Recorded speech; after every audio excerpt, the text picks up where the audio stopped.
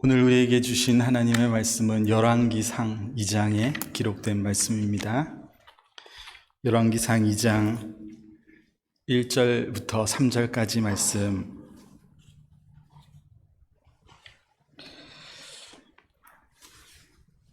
같이 한번 읽어봅시다. 다윗이 죽을 날이 임박하매 그의 아들 솔로몬에게 명령하여 이르되 내가 이제 세상 모든 사람이 가는 길로 가게 되었노니 너는 힘써 대장부가 되고 내 하나님 여호와의 명령을 지켜 그 길로 행하여 그 법률과 계명과 율례와 증거를 모세의 율법에 기록된 대로 지키라. 그리하면 내가 무엇을 하든지 어디로 가든지 형통할지라. 아멘.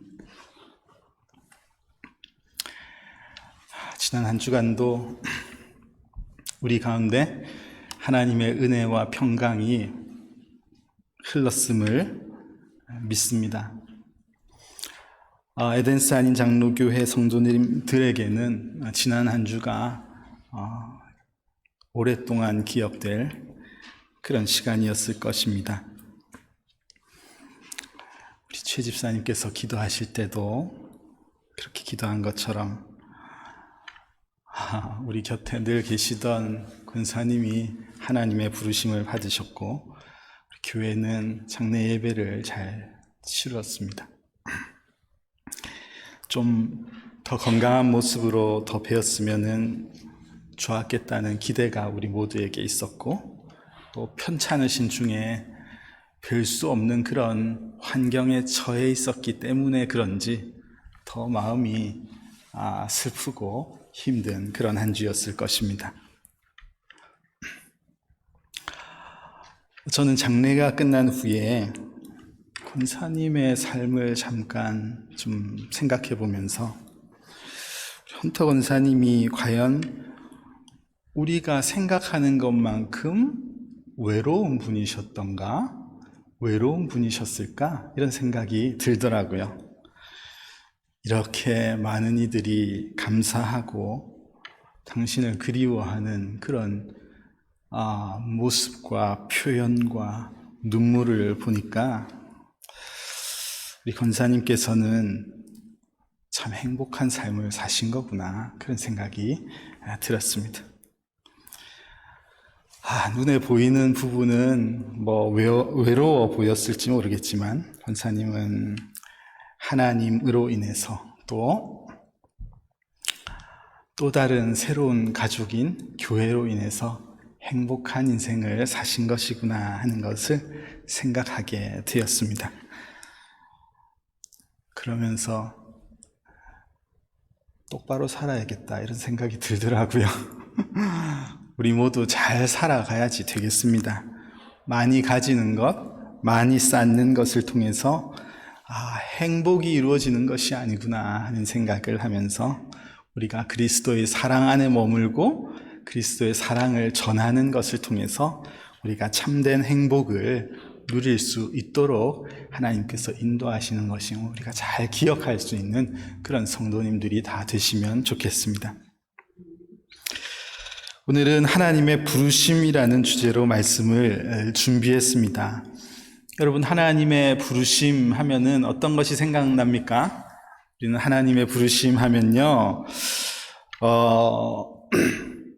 소명, 혹은 사명, 이런 것을 마음에 떠올릴 수 있습니다. 틀리지 않죠. 소명이 콜링 맞습니다. 우리는 소명, 사명을 떠올릴 수 있습니다. 하나님의 부르심에 응답한 이사야의 고백, 아주 유명한 고백을 우리가 잘 알고 있죠.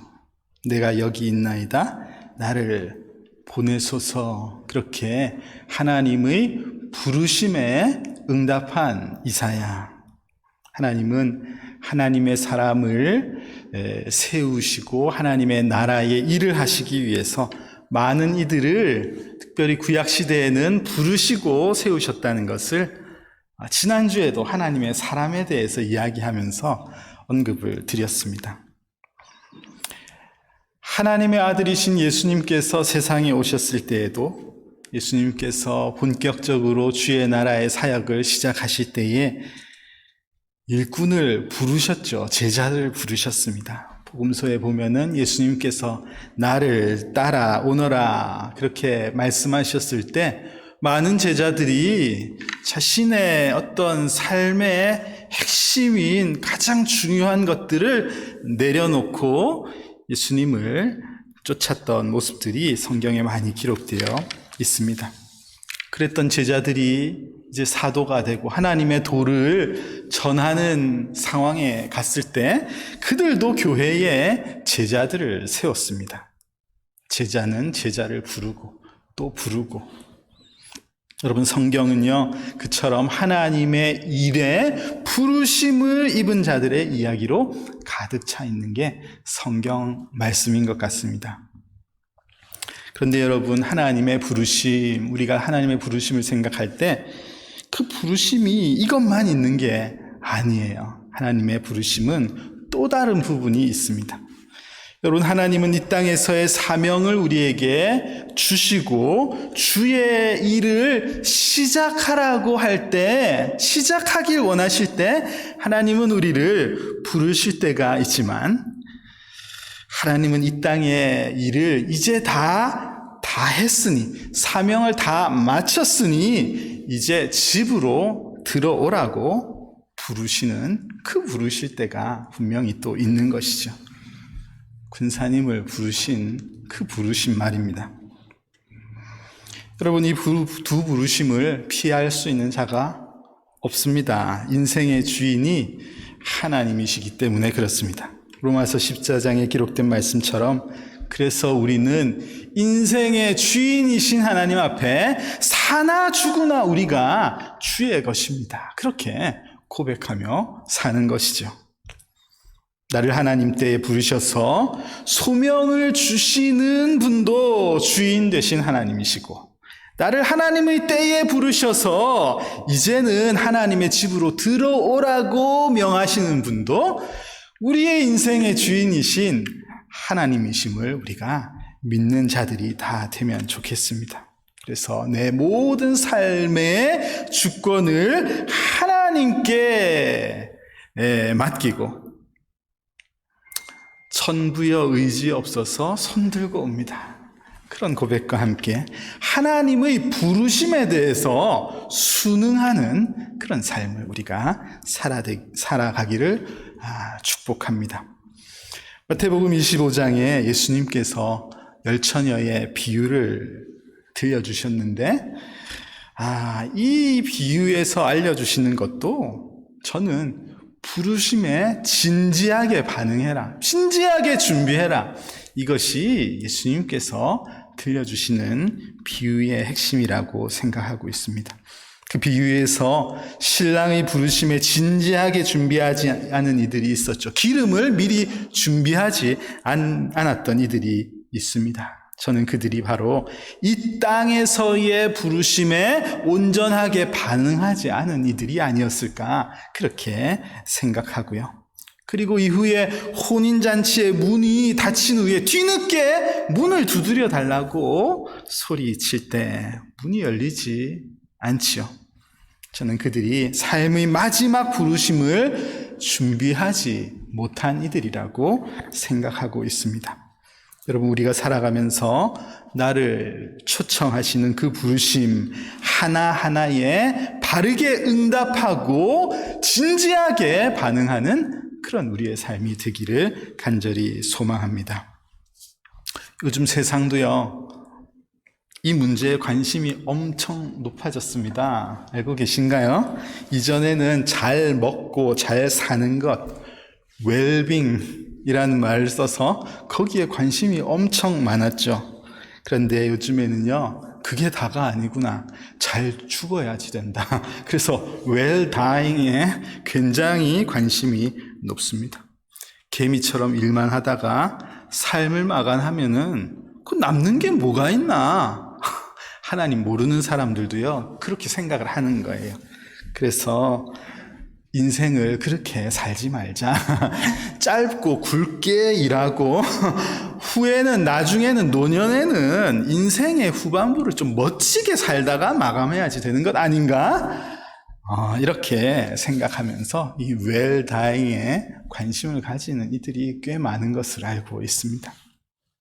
글쎄요, 웰빙과 웰다잉, 세상 사람들이 말하는 것에 대해서 제가 잘 깊이 있게 그걸 뭘 준비하는지 잘 알지는 못하겠지만, 저는 이 두 가지를 다른 데서가 아니라 하나님의 말씀 가운데서 우리 그리스도인들이 잘 찾고 준비하는 그런 사람들이 될 수 있기를 간절히 소망해 봅니다.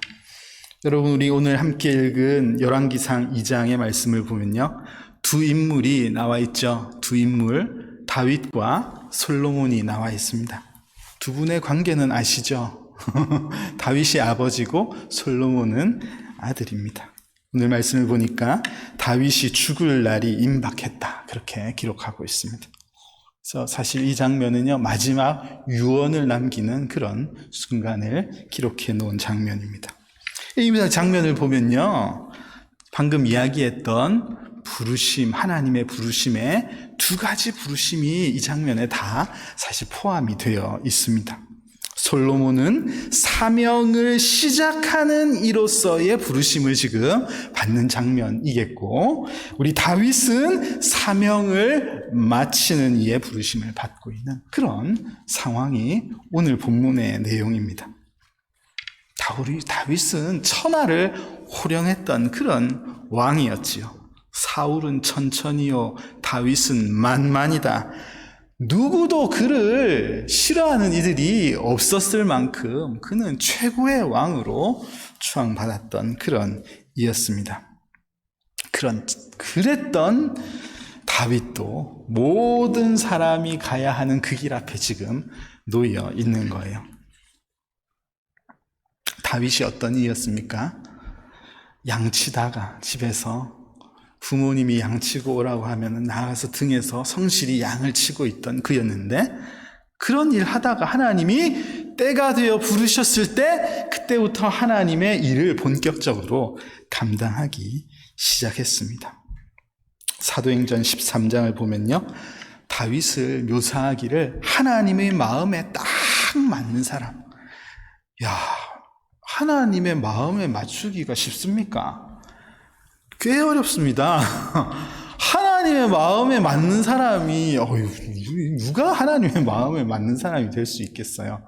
하나님 굉장히 까다로우신 분이시고, 하나님의 마음에 맞는 사람이 과연 인생 중에 누가 그렇게 있겠습니까? 하나님께서 다윗을 내 마음에 딱 맞는 자다, 이렇게 설명하실 만큼 그가 하나님으로부터 귀한 일에 쓰임받을 만한 그런 인물이었었죠. 그래서 그는 이스라엘의 두 번째 왕이 되어서 하나님의 나라를 잘 세워왔던 그였습니다. 무엇보다 사도행전 13장 말씀을 보면요, 제일 중요한 다윗의 사명이 뭡니까? 다윗의 제일 근본적인 사명은 예수님께서 그의 혈통을 통해서 태어나신 것, 이것이 가장 큰 사명입니다. 모든 이들이 다윗의 자손 예수여, 다윗의 자손으로 오신다고 약속하신 그 예수님, 그렇게 메시아를 기다렸고 만나지 않았습니까? 그는 메시아 예수님을 위해서 쓰임받은 인물들 중에 가장 중요한 인물이 아니었을까 생각합니다. 그런 그도 인생의 마지막 하나님의 두 번째 부르심에 지금 순응해야지 되는 그런 상황에 놓여 있습니다. 그리고 오늘 말씀을 보면요, 그게 그만 있는 것이 아니라 다윗의 왕위를 이제 이어받을 솔로몬이 곁에 있습니다. 하나님의 나라가 더 강해지고 더 바르게 세워지기를 원하는 이 다윗 아버지의 마음이 간절하여서 강하고 힘있게 힘써 대장부가 되어라, 그런 유언을 남기는 중에 있습니다. 여러분, 천하의 다윗이 하나님을 사랑해서 하나님을 하나님께서 원하시는 일들 너무 많이 했죠. 하나님께서 원하시는 일들, 하나님의 법궤가 다른 데 있을 때 다 그것을 가지고 오고 여러 가지 하나님을 사랑하기 때문에 하고 싶었던 일들을 다 했던 인물이 다윗입니다. 그런데 다윗이 하고 싶었던 일들을 그렇다고 전부 다 한 것이 아니에요. 너무 하고 싶었던 일인데 그가 해내지 못한 일이 있었죠. 뭡니까? 다윗이 하나님의 성전을 그렇게 짓고 싶어 했어요. 너무 짓고 싶어 했습니다. 계획하고 준비하고 다 했어요. 그러나 하나님께서는 다윗을 통해서 성전을 짓지 않기를 원하셨습니다. 하나님의 계획은 다른 데 있으셨던 것이죠. 역대상 17장 말씀을 보면은 하나님께서 분명하게 그 부분을 다윗에게 직접 알려주셨습니다. 내가 내 뒤에 내 씨 곧 내 아들 중에 하나를 세우고 그 나라를 견고하게 하리니 그는 나를 위하여 집을 건축할 것이다. 그의 아들이 성전을 지을 것이라고 분명하게 말씀해 주셨습니다. 하나님은 솔로몬에게 다윗을 이어서 하나님의 나라의 사명을 받게 하셨습니다. 솔로몬은 하나님의 성전을 지었을 뿐만 아니라 온 이스라엘을 가장 그 시대에 부유한 나라로 이끌었던 그런 왕이 되었죠. 그런 화려했던 솔로몬도 결국 두 번째 부르심이 분명히 있습니다. 열왕기상 2장을 오늘 읽었는데요. 몇 장만 더 넘기면, 한 10장만 성경을 넘기면은 곧바로 솔로몬도 그의 열조와 함께 땅에 묻혔다는 내용이 머지않아 기록되어 있거든요. 솔로몬이 쓴 전도서의 핵심이 뭔가요? 전도서 3장에 보면은 범사에 기한이 있고 천하만사에 다 때가 있더라. 그게 솔로몬의 고백입니다. 모든 일에 하나님의 계획하신 때가 있다는, 부르실 때가 있고 거두실 때가 있다는 것을 솔로몬이 고백했는데 그 3장에 제일 먼저 고백하는 그 때에 관해서 제일 먼저 나오는 고백이 날 때가 있고 죽을 때가 있으며, 누구든지 하나님께서 나게 하시고 하나님의 일꾼으로 세우실 때가 있지만 하나님께서 다시 부르실 때가 있다는 것을 분명하게 깨닫고 고백했습니다. 여러분, 하나님의 자녀들이라면요, 우리가 하나님의 자녀들이라면 우리 인생에 이 두 가지 분명한 부르심이 있다는 것을 여러분 꼭 잊지 말고 사시기를 바랍니다. 하나는 우리가 이 땅에서 하나님을 예배하라고 부르시는 그 부르심이고, 또 하나는 완성된 하나님의 나라에서 저 천국에서 하나님을 영원토록 예배하라고 부르시는 두 번째 부르심이 있습니다. 그래서 오늘 본문 3절 말씀을 보면은 다윗은 그의 아들 솔로몬에게 마지막 당부, 정말 마음을 담아서 하는 당부의 내용이 있는데 그것이 뭔가요? 하나님의 명령을 지켜라. 하나님의 법과 계명을 따라야지 된다. 하나님의 말씀에 순종하는 삶, 그 부르심에 진지하게 응답하는 삶을 살아라고 그렇게 마지막으로 당부하고 있습니다. 온 세상을, 온 이스라엘을 뒤흔들었던 그 천하의 다윗 왕이 인생의 말기에 이것이 제일 중요한 것이구나 생각해서 그의 아들에게 이 이야기를 하고 있는 것이죠. 여러분, 오늘 이 말씀을 통해서 우리가 듣기를 원하는 하나님의 메시지는요, 인생의 마지막을 잘 준비해야 된다, 혹은 이 땅의 사명을 잘 깨달아야 된다, 어느 것 하나를 말할 수가 없습니다. 저는 우리 모든 삶에 이 두 가지가 반드시 있다는 것을 우리가 깨닫는 것이 오늘 가장 중요한 것이 아닐까 생각합니다. 물론 두 가지를 다 거부하고 계신 분들이 있다면 빨리 회복될 수 있기를 간절히 소망합니다. 우리 중에 누구도 그냥 두 번째 부르심을 그냥 편안하게 기다리면서 내 남은 생에 그냥 아픈 것 없이 별 문제 없이 편안하게 살다가 안전하게만 살다가 하나님 내가 천국 가게 해주세요. 여러분 인생의 마지막 부르심에만 두 번째 부르심에만 마음을 두지 마시기를 바랍니다. 갈렙 아시죠? 갈렙. 예. 갈렙이 이 산지를 내게 달라고 그렇게 외치면서 자신 있게 하나님의 나라의 일꾼으로 쓰임 받기를 원한다고 외쳤을 때에 그분의 나이가 85세. 고향 집 떠나서 이제 본격적으로 사명 붙들고 하나님께서 가라고 하시는 곳 내가 가겠습니다. 일어났던 아브라함 당시의 나이가 75세. 여러분 우리 중에 누구도 지금 현역의 예배자로서 은퇴할 만한 분이 아무도 안 계신다는 것을 여러분 기억하시면 좋겠습니다. 누구도 이제는 그냥 잠잠히 있다가 내가 하나님의 부르심 천국에 가면은 오케이다 이렇게 생각하실 만한 분 한 분도 안 계시다는 말입니다. 또 반면에요, 혹 어떤 분은 그냥 지금 내게 주어진 일에만 열심히 수고하고 집착하고 그 일만 열심히 하고 계시는 분은 혹 있지 않습니까? 성실한 모습 좋은 것이죠. 그러나 우리가 끝이 없을 것처럼 이 세상에 평생 영원토록 머물 것처럼 그렇게 살아서는 안 된다는 것입니다.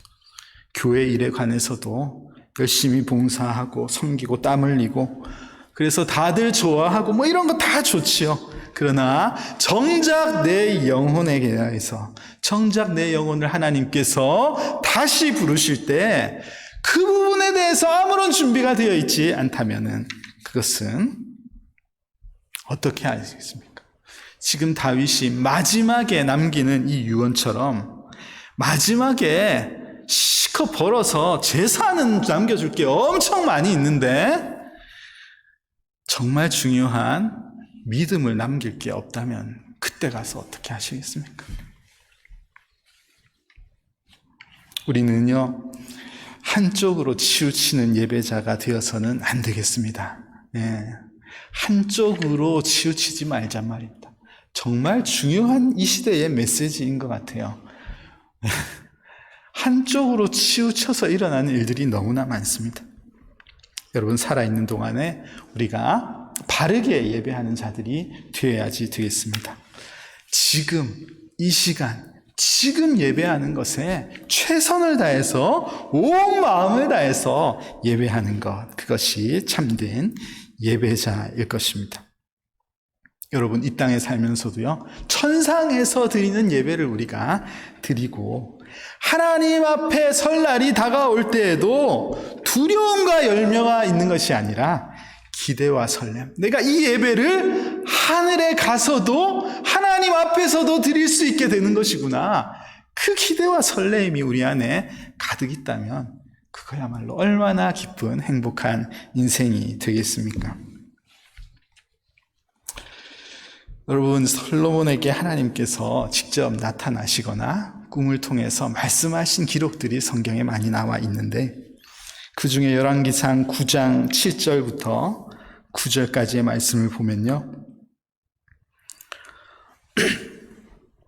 만약에 너희 백성들이 이 성전에서 바르게 예배하고 참된 예배자의 삶을 살지 않을 때, 바르게 하나님의 말씀에 순종하지 않을 때, 이후에 많은 이들이 비웃으며 하는 말들이 있을 수 있다. 이것을 하나님께서 알려주신, 경고해 주신 말씀이 있었습니다. 그들이 예배를 하겠다고 화려한 성전, 높은 성전을 지어놨는데 정작 하나님께서 기뻐하시는 지금 이 순간에 예배를 드리지 못했을 때 사람들이 뭐라고 한다고 그랬나요? 사람들이 뭐라 하냐면은 여호와께서 무슨 까닭으로 이 땅과 성전에 이같이 행하셨는고, 이렇게 비아냥거릴 것이다, 이렇게 알려주십니다. 이 말이요, 비웃어 이르는 말이라고 그렇게 말씀하셨습니다. 아, 하나님의 성전이라고요? 아, 그래요? 성전, 이것을 하나님께서 세우셨다고요? 성전에 하나님이 계시다고요? 그런데 왜 이 모양입니까? 이게 무슨, 당신네 하나님은 어디에 계십니까? 그런 조롱 섞인 이야기들입니다. 여러분, 지금 이 세상의 교회의 모습이 혹 이렇지 않은가 생각할 수 있습니다. 우리가 하나님의 부르심에 균형 있게 반응하지 못할 때 한쪽으로 몹시 치우쳐서 살아가는 모습을 보면서 사람들이 세상이 교회를 향해서 그렇게 말하는 것이죠. 비아냥거리면서 비난하면서 그렇게 질문합니다. 교회 하나님이 세우셨다면서, 그 안에 하나님이 계시다면서, 그런데 이게 무슨 일이냐? 교회를 향해서 그렇게 말하고 있죠. 지금 한국 교회의 모습이 그렇다고 소식을 듣지만, 에덴스 아닌 장로교회도 한국 교회 아닙니까? 우리 교회 뭐 미국 교회인가요? 우리 교회의 모습도 그렇지 않은지 돌아보아야지 됩니다.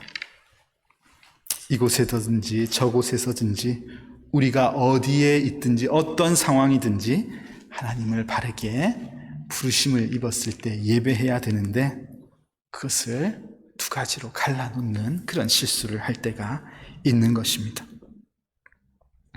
여러분, 하나님의 부르심은 교회에 일을 많이 하는 게 아니에요. 하나님의 부르심은 교회를 더 높게 세우는 것이 하나님의 일이 아닙니다. 그러다가 두 번째 부르심을 받으면은 하늘에서의 상급이 더 크다고 잘못 믿고 있는 것이 우리의 잘못된 신앙의 모습입니다. 여러분, 균형을 잘 맞추어 살아야지 되겠어요. 우리는 첫 번째 부르심도 두 번째 부르심도 이 땅에서도 천국에서도 여전히 변함없이 하나님을 예배하라고 우리를 세우셨고, 하나님께서 그 기쁜 예배를 받기를 원하심을 우리가 기억하며, 아, 이것이 우리를 부르시는 목적이구나 하는 것을 잘 깨닫고 살아가야지 되겠습니다. 여러분, 주어진 한 주간의 삶 속에서도 어디에 있든지 바르게 예배하는 삶을 사십시오.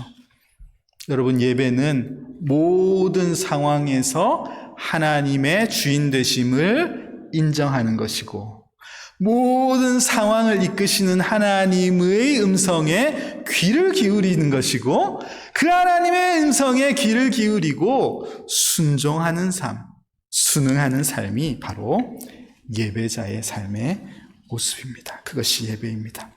여러분, 우리에게 새롭게 주어진 또 한 주간 동안도 우리가 하나님의 부르심에 적극적으로 반응하면서 하나님 앞에 예배하며 하나님을 주인으로 삼고 살아가는 그런 복된 한 주가 되기를 간절히 소망합니다.